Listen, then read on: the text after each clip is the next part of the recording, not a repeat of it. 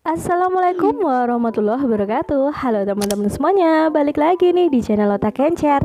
Kali ini kita akan update info seputar CPNS lagi. Apa itu? Simak terus video ini. Sebanyak 19.732 formasi pada seleksi calon pegawai negeri sipil atau CPNS 2009 terancam kosong lantaran sejumlah hal. Lalu, apakah yang akan dilakukan pihak BKN? Apakah akan ada rekrutmen lagi untuk mengisi kekosongan? Informasi selengkapnya sebagai berikut.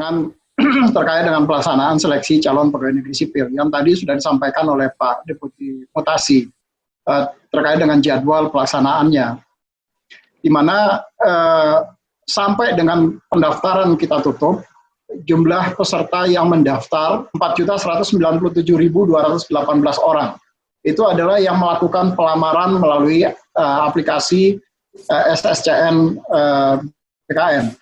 Kemudian dari 4.197.218 orang dilakukan verifikasi oleh instansi.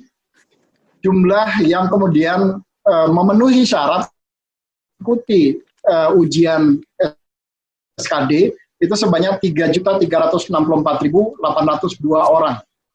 Nah, inilah jumlah yang kemudian mengikuti seleksi, yang berhak mengikuti seleksi. Nah, setelah dilakukan seleksi, yang hadir ujian itu hanya 3.067.821 orang. Jadi pada tanggal 27 Januari 2020, orang-orang yang ikut seleksi dan sampai dengan berakhirnya pelaksanaan SKD tahun 2020 yang lalu, itu pada tanggal 10 Maret yang hadir adalah 3.067.821 orang. Dengan memperebutkan formasi sebanyak 150.315 formasi. Nah, 150.000 formasi tadi, 150.315 formasi tadi, itu terdiri dari untuk instansi pusat, itu sebanyak 36.935 formasi, untuk 65 instansi pusat, dan untuk instansi daerah, sebanyak 113.380 formasi, atau yang diperebutkan oleh 456 instansi daerah. Nah, dari peserta yang ikut seleksi tadi, yang mengikuti atau yang lulus passing grade, itu adalah sebanyak 45%, atau jumlahnya lebih kurang sekitar 1.366.489 orang. Itulah peserta yang masuk passing grade atau yang lulus passing grade sesuai dengan Permenpan 24 tahun 2019. Nah, dari 1.366.489 orang yang lulus passing grade, kemudian berdasarkan ketentuan Menpan nomor Permenpan nomor 23 tahun 2019 bahwa yang berhak mengikuti seleksi kompetensi bidang itu 3 kali formasi, itu jumlahnya sebanyak 336.468 orang. Jadi yang mengikuti 3 kali formasi berdasarkan nilai tertinggi dari peserta yang lulus passing grade, maka didapat angka 336.468 orang. Kenapa kok 336.000? Padahal formasinya adalah 150.000.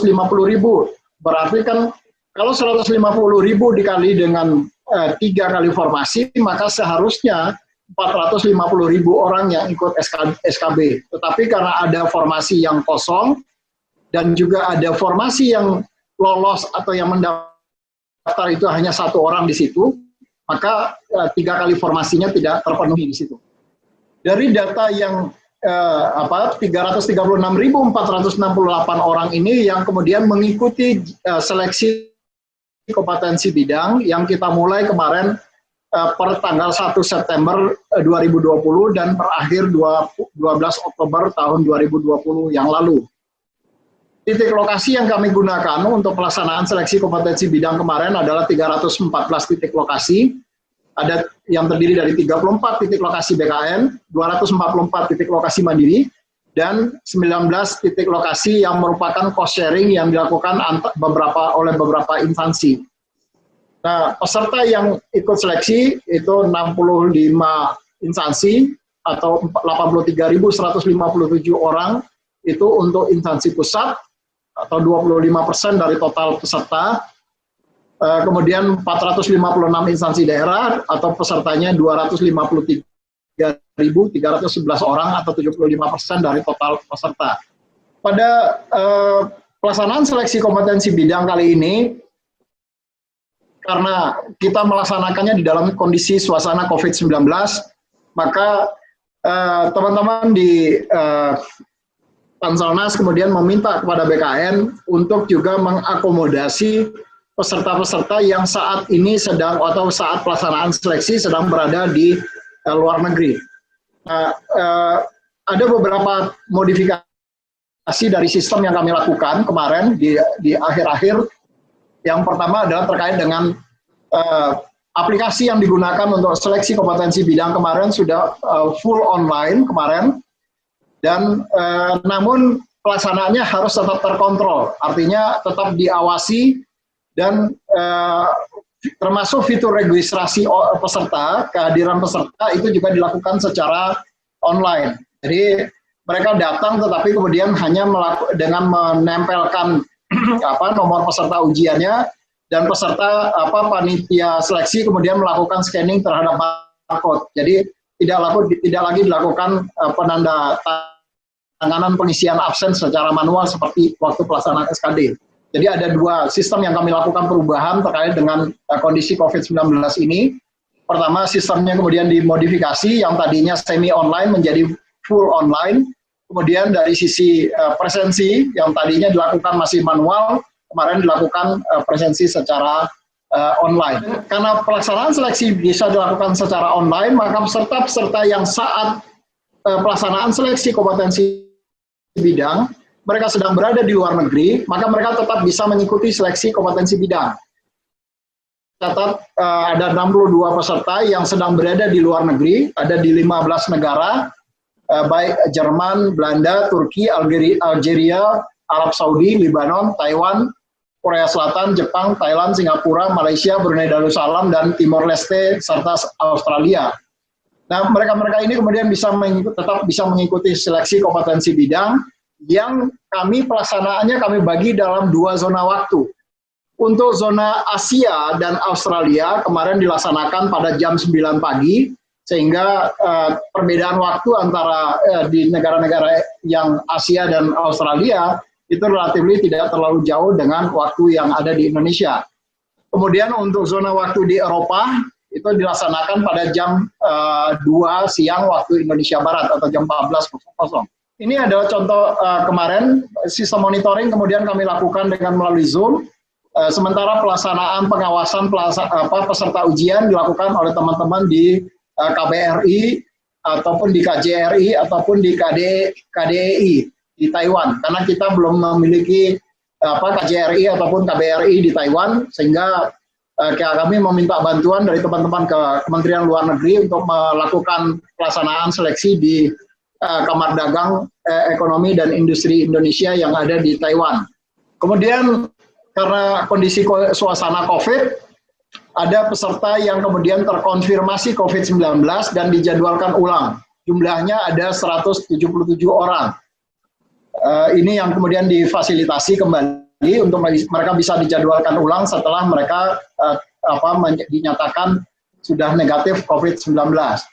Kemudian ada 97 peserta yang reaktif dan 59 peserta yang suhu tubuhnya lebih besar atau sama dengan 37,3 derajat Celcius. Nah, bagi peserta-peserta ini tetap bisa mengikuti seleksi, tetapi ruangannya kami pisahkan atau kami tempatkan di ruangan berbeda dengan peserta yang tidak terkonfirmasi reaktif hasil pemeriksaan rapid testnya mereka. Jadi ada peserta positif COVID yang kemudian tetap kita fasilitasi untuk pelaksanaannya walaupun sudah dilakukan penjadwalan ulang kepada yang bersangkutan. Jadi pada tanggal yang bersangkutan melaporkan atau instansinya melaporkan kepada kami panitia bahwa ada peserta yang positif COVID dengan dibuktikan hasil swab yang bersangkutan dan surat dari rumah sakit yang pemerintah yang ditunjuk untuk melakukan swab test. Peserta-peserta ini kemudian dilakukan penjadwalan ulang. Mereka tidak diizinkan untuk mengikuti seleksi pada saat sesuai dengan jadwal, tetapi dari jadwal yang kita tentukan tadi kami sampaikan pada tanggal 30 September.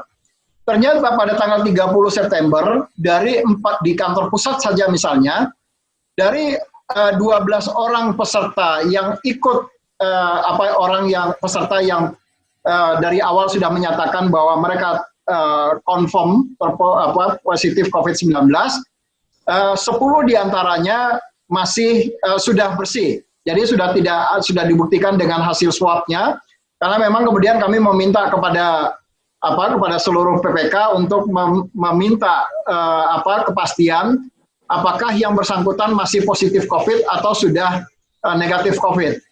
Nah, ternyata masih ada 2 yang masih positif, tetapi kemudian pada waktu itu tim kesehatan merekomendasikan yang bersangkutan kemudian tetap bisa mengikuti seleksi SKB karena mereka diantar dengan menggunakan ambulans. Nah, 2 saudara kita ini yang kemudian kami fasilitasi di ruangan khusus, ruangan terbuka yang terbuka tapi tetap tertutup. Terbuka dalam arti bahwa sirkulasi udara harus betul-betul terbuka bagi mereka. Maka kemudian kami fasilitasi mereka yang 2 orang tadi di ruangan yang sudah kami sediakan. Jadi walaupun mereka sudah terkonfirmasi positif COVID, itu tetap setelah dilakukan penjadwalan ulang dan kemudian direkomendasikan oleh tim kesehatan bahwa mereka kemudian bisa mengikuti seleksi, maka yang bersangkutan tetap diberikan fasilitasi ujian. Jadi kata kuncinya adalah rekomendasi dari tim kesehatan yang ada di masing-masing instansi. Jadi pada saat pelaksanaan ujian sesuai dengan jadwal masing-masing, ada peserta yang memang sudah terkonfirmasi positif COVID-19, namun oleh tim dokternya itu dinyatakan masih diperkenakan untuk mengikuti ujian. Itu ada beberapa, dan tidak hanya di Jakarta, tapi juga ada di beberapa daerah. Dan BKN memang sudah mengantisipasi itu, jadi memang sudah disiapkan ruangan khusus apabila ada peserta yang positif terpapar COVID-19. Jadi ada beberapa ruangan dari skema pelaksanaan SKB, ruangan yang umum yang digunakan oleh seluruh peserta yang normal, yang kondisinya sehat. Kemudian ada ruangan khusus lagi untuk yang suhunya, jadi belum positif atau belum reaktif, tapi suhunya sudah di atas 37,3, itu juga tesnya di ruangan tersendiri. Kemudian yang peserta reaktif juga di ruangan sendiri, khusus lagi. Kemudian yang peserta positif dan masih bisa mengikuti tes juga disiapkan ruangan khusus. Jadi memang semuanya sudah diantisipasi oleh panitia PKN. Setelah kita running datanya, jumlah formasi yang kosong akibat dari passing grade yang tidak memenuhi dari jumlah formasinya itu berjumlah 19.732. Jadi untuk jabatan-jabatan yang pelamarnya tidak memenuhi passing grade 19.732. Nah, dari jumlah itu ada yang jumlah formasi yang sebetulnya dari awal itu sudah nggak ada orangnya, sudah tidak mendaftar. Itu sebanyak 5.866. Jadi subset dari 19.000 itu ada yang formasi benar-benar kosong dari awal, tidak ada pelamar. Itu ada 5.866 formasi. Nah, ini yang kemungkinan nanti akan bisa dioptimalkan formasinya. Formasi yang kosong karena tidak ada yang lulus. Tidak yang lulus itu juga karena tidak ada yang mendaftar dan sebagainya, itu akan secara otomatis diproses optimalisasinya pada saat pengolahan hasil, tanpa diminta optimalisasi oleh instansi. Jadi berdasarkan Permenpan 23, BKN otomatis akan melakukan mengolah itu sehingga optimalisasi formasi itu dilakukan. Yang tadi mengisi formasi umum ke umum yang kosong, umum yang khusus dan sebagainya tadi. Nah, ini yang hasil pertama. Nah, kemudian apabila setelah itu diumumkan ternyata ada yang mengundurkan diri, ada yang meninggal dunia, ada yang dan sebagainya. Jika ada formasi yang kosong, itu instansi wajib melaporkan atau memberitahukan untuk dilakukan optimalisasi. Jadi kalau yang normatif sesuai Permenpan itu akan dilakukan by sistem otomatis. Jadi hasil akhirnya sudah termasuk optimalisasi itu. Nantikan terus ya update video di channel Otak Kencar ini. Please like, subscribe, and comment. Bagikan juga ke sosial media teman-teman semuanya.